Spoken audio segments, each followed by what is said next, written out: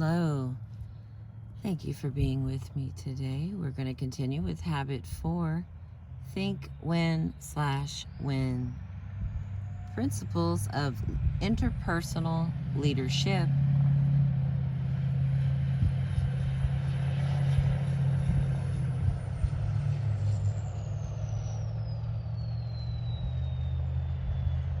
We have committed the golden rule to memory. Let us now commit it to life. Edwin Markham. One time I was asked to work with a company whose president was very concerned about the lack of cooperation among his people. Our basic problem, Stephen, is that they're selfish, he said. They just won't cooperate. I know if they would cooperate, we could produce so much more. Can you help us develop a human relations program that will solve the problem? Is your problem the people or the paradigm? I asked. Look for yourself, he replied. So I did. And I found that there was a real selfishness, an unwillingness to cooperate, a resistance to authority, defensive communication. I could see that overdrawn, emotional bank accounts had created a culture of low trust. But I pressed the question. Let's look at it deeper, I suggested. Why don't your people cooperate? What is the reward for not cooperating? There is no reward for not cooperating, he assured me. The rewards are much greater if they do cooperate. Are they? I asked. Behind a curtain on one wall of this man's office was a chart. On the chart were a number of racehorses, all lined up on a track. Superimposed on the face of each horse was the face of one of his managers. At the end of the track was a beautiful travel poster of Bermuda, an idyllic picture of blue skies and fleecy clouds, and a romantic couple walking hand in hand down a white sandy beach. Once a week, this man would bring all his people into his office and talk cooperation. Let's all work together. We'll all make more money if we do. Then he would pull the curtain and show them the chart. Now, which of you is going to win the trip to Bermuda? It was like telling one flower to grow and watering another. Like saying, firings will continue until morale improves. He wanted cooperation. He wanted his people to work together, to share ideas, to all benefit from the effort. But he was setting them up in competition with each other. One manager's success meant failure for the other managers. As with many, many problems between people in business, family, and other relationships, the problem in this company was the result of a flawed paradigm. The president was trying to get the fruits of cooperation from a paradigm of competition. And when it didn't work, he wanted a technique, a new program, a quick fix antidote to make his people cooperate. But you can't change the fruit without changing the root. Working on the attitudes and behaviors would have been hacking at the leaves. So we focused instead on producing personal and organizational excellence in an entirely different way by developing information and reward systems which reinforced the value of cooperation. Whether you are the president of a company or the janitor, the moment you step from independence into interdependence in any capacity, you step into a leadership role. You are in a position of influencing other people, And the habit of effective interpersonal leadership is think, win/win. And the next part here on 206 from our book, The 7 Habits of Highly Effective People. We're at the beginning of habit 4. 6 paradigms of human interaction. Win-win is not a technique. It's a total philosophy of human interaction. In fact, it is one of 6 paradigms of interaction. The alternative paradigms are win-lose, lose-win, lose-lose, win, and win-win or no deal. So it's going to give us the information on all 6. So we're starting with win-win. Win-win is a frame of mind and heart that constantly seeks mutual benefit in all human interactions. Win-win means that agreements or solutions are mutually beneficial, mutually satisfying. With a win-win solution, all parties feel good about the decision and can feel committed to the action plan. Win-win sees life as a cooperative, not a competitive arena.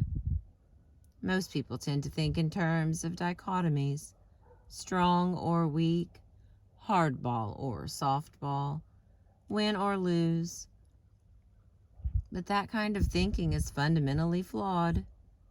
It's based on power and position rather than on principle. Win-win is based on the paradigm that there is plenty for everybody, that one person's success is not achieved at the expense or exclusion of the success of others. Win-win is a belief in the third alternative. It's not your way or my way. It is a better way, a higher way. And the next one, win-lose. One alternative to win-win is win-lose, the paradigm of the race to Bermuda. It says, if I win, you lose. In leadership style, win-lose is the authoritarian approach. I get my way, you don't get yours. Win-lose people are prone to use position, power, credentials, possessions, or personality to get their way. Most people have been deeply scripted in the win-lose mentality since birth. First and most important of the powerful forces at work is the family. When one child is compared with another, when patience, understanding, or love is given or withdrawn on the basis of such comparisons, people are into win-lose thinking. Whenever love is given on a conditional basis, when someone has to earn love, what's being communicated to them is that they are not intrinsically valuable or lovable.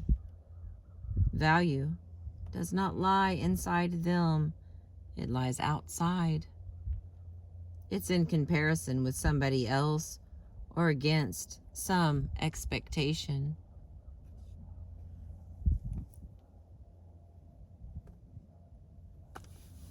Sorry, got a spider making a home. And what happens to a young mind and heart, highly vulnerable, highly dependent upon the support and emotional affirmation of the parents in the face of conditional love? The child is molded, shaped, and programmed in the win-lose mentality. If I am better than my brother, my parents will love me more. My parents don't love me as much as they love my sister. I must not be as valuable. Another powerful scripting agency is the peer group. The child first wants acceptance from his parents and then from his peers. whether they be siblings or friends. And we all know how cruel peers sometimes can be. They often accept or reject totally on the basis of conformity to their expectations and norms, providing additional scripting toward win-lose. The academic world reinforces win-lose scripting. The normal distribution curve basically says that you got an A because someone else got a C. It interprets an individual's value by comparing him or her to everyone else. No recognition is given to intrinsic value. Everyone is intrinsically defined. Oh, how nice to see you here at our PTA meeting. You ought to be really proud of your daughter, Caroline. She's in the upper 10%. That makes me feel good. But your son, Johnny, is in trouble. He's in the lower quartile. Really? Oh, that's terrible. What can we do about it? What this kind of comparative information does not tell you is that perhaps Johnny is going on all 8 cylinders while Caroline is coasting on 4 of her 8. But people are not graded against their potential or against the full use of their present capacity. They are graded in relation to other people. And grades are carriers of social value. They open doors of opportunity or they close them. Competition, not cooperation, lies at the core of the educational process. Cooperation, in fact, is usually associated with cheating. Another powerful programming agent is athletics, particularly for young men in their high school or college years. Often, they develop the basic paradigm that life is a big game, a zero-sum game, where some win and some lose. Winning is beating in the athletic arena. Another agent is law. We live in a litigious society. The first thing many people think about when they get into trouble is suing someone, taking them to court, winning at someone else's expense. But defensive minds are neither creative nor cooperative. Certainly we need law or else society will deteriorate. It provides survival, but it doesn't create synergy. At best, it results in compromise. Law is based on an adversarial concept. The recent trend of encouraging lawyers and law schools to focus on peaceable negotiation, the techniques of win-win, and the use of private courts may not provide the ultimate solution, but it does reflect a growing awareness of the problem. Certainly there is a place for win-lose thinking in truly competitive and low-trust situations. But most of life is not a competition. We don't have to live each day competing with our spouse, our children, our co-workers, our neighbors, and our friends. Who's winning in your marriage is a ridiculous question. If both people aren't winning, both are losing. Most of life is an interdependent, not an independent reality.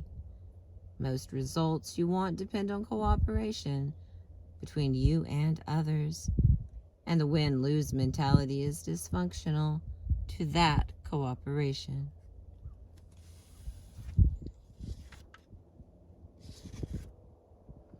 I'll try another one here. The next one is lose-win. Some people are programmed the other way. Lose, win. I lose, you win. Go ahead, have your way with me. Step on me again, everyone does. I'm a loser. I've always been a loser. I'm a peacemaker. I'll do anything to keep peace.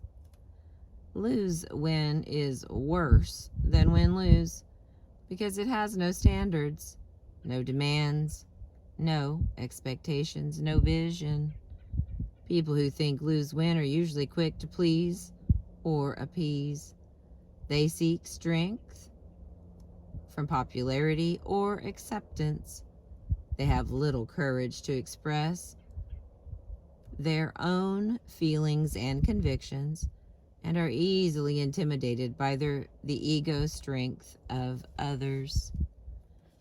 In negotiation, lose-win is seen as capitulation, giving in or giving up. In leadership style, it's permissiveness or indulgence. Lose-win means being a nice guy, even if nice guys finish last. Win-lose people love lose-win people because they can feed on them. They love their weaknesses. They take advantage of them. Such weaknesses complement their strengths. The problem is that the lose-win people bury a lot of feelings, and unexpressed feelings never die. They're buried alive and come forth later in uglier ways. Psychosomatic illnesses, particularly of the respiratory, nervous, and circulatory systems, often are the reincarnation of cumulative resentment, deep disappointment, and disillusionment repressed by the lose-win mentality.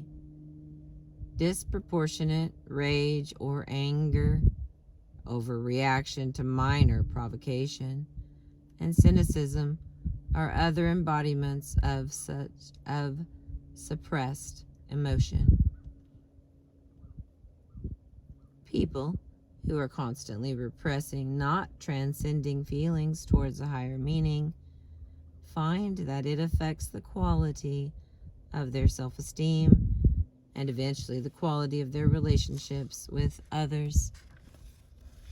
Both win-lose and lose-win are weak positions based in personal insecurities. In the short run, win-lose will produce more results because it draws on the often considerable strengths and talents of the people at the top. Lose-win is weak and chaotic from the outset. Many executive managers and parents swing back and forth as if on a pendulum from win-lose in consideration to lose-win indulgence. When they can't stand confusion and lack of structure, direction, expectation, and discipline any longer, they swing back to win-lose until guilt undermines their resolve and drives them back to lose-win, until anger and frustration drive them back to win-lose again. The next one is lose-lose.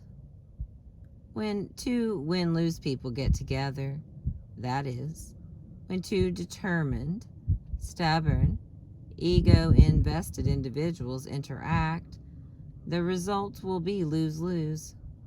Both will lose. Both will become vindictive and want to get back or get even, blind to the fact that murder is suicide, that revenge is a two-edged sword. I know of a divorce in which the husband was directed by the judge to sell the assets and turn over half the proceeds to his ex-wife. In compliance, he sold a car worth over $10,000 for $50 and gave $25 to his wife.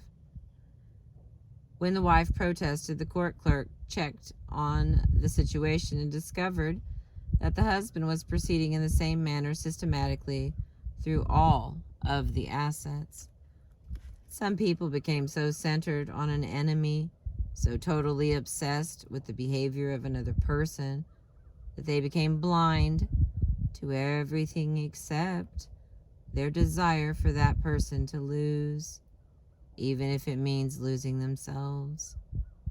Lose-lose is the philosophy of adversarial conflict, the philosophy of war. Lose-lose is also the philosophy of the highly dependent person, without inner direction, who is miserable and thinks everyone else should be too. If nobody ever wins, perhaps being a loser isn't so bad. And the final one, win. Just win. Another common alternative is simply to think win. People with the win mentality don't necessarily want someone else to lose. That's irrelevant. What matters is that they get what they want. When there is no sense of contest or competition, win is probably the most common approach in everyday negotiation. A person with the win mentality thinks in terms of securing his own ends and leaving it to others to secure theirs.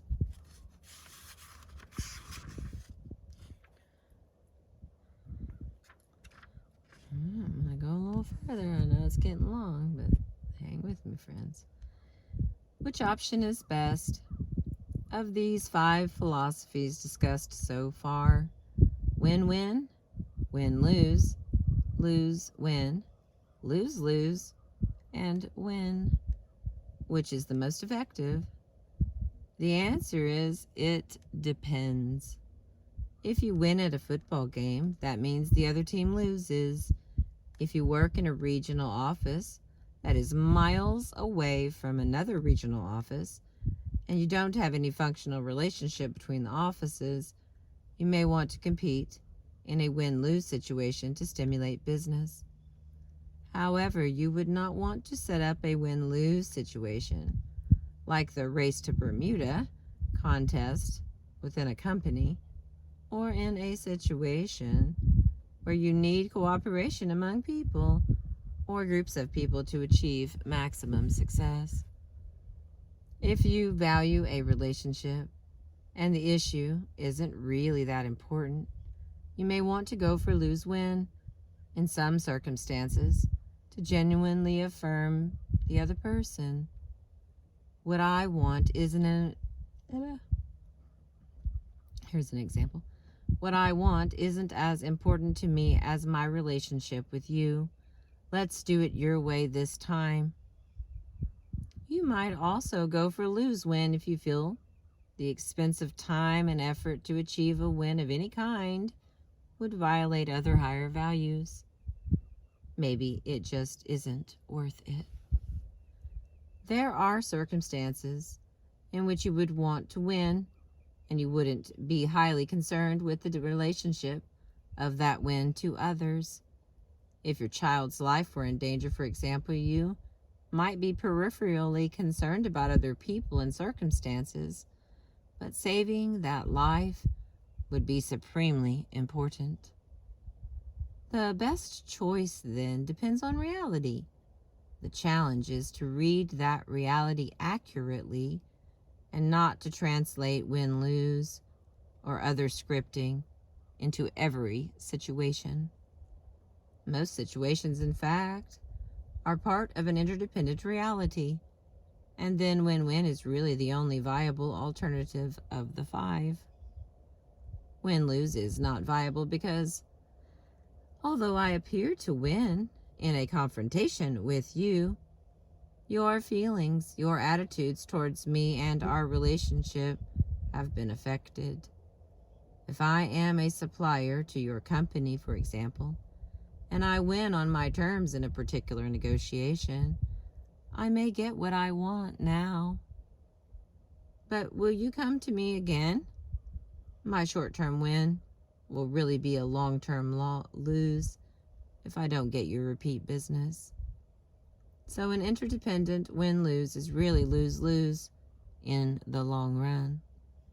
If we come up with a lose-win, you may appear to get what you want for the moment. But how will that affect my attitude about working with you, about fulfilling the contract? I may not feel as anxious to please you. I may carry battle scars with me into my future negotiations. My attitude about you and your company may be spread as I associate with others in the industry. So we're into lose-lose again. Lose-lose obviously isn't viable in any context. And if I focus on my own win and don't even consider your point of view, there's no basis for any kind of productive relationship. In the long run, if it isn't a win for both of us, we both lose. That's why win-win is the only real alternative in interdependent realities. I worked with a client once, the president of a large chain of retail stores, who said, "Stephen, this win-win idea sounds good, but but is it so idealistic? The tough, realistic business world isn't like that. There's win-lose everywhere. And if you're not out there playing the game, you just can't make it." "All right," I said. "Try going for win-lose with your customers. Is that realistic?" "Well, no," he replied. "Why not?" "I'd lose my customers." "Then go for lose-win. Give the store away. Is that realistic?" "No, no margin, no mission." As we considered the various alternatives, win-win appeared to be the only truly realistic approach. "I guess that's true with customers," he admitted, "but not with suppliers." "You are the customer of the supplier," I said. "Why doesn't the same principle apply?" "Well, we recently renegotiated our lease agreement with the mall operators and owners," he said. "We went in with a win-win attitude. We were open, reasonable, conciliatory, but they saw that position as being soft and weak, and they took us to the cleaners." "Well, why did you go for lose-win?" I asked. "We didn't. We went for win-win." I thought you said they took you to the cleaners." "Well, they did. In other words, you lost." "Yeah, that's right." "And they won." "That's right." "So what's that called?" When he realized that what he had called win-win was really lose-win, he was shocked. And as we examined the long-term impact of that lose-win, the suppressed feelings, the trampled values, the resentment that seethed under the surface of the relationship, we agreed that it was really a loss for both parties in the end.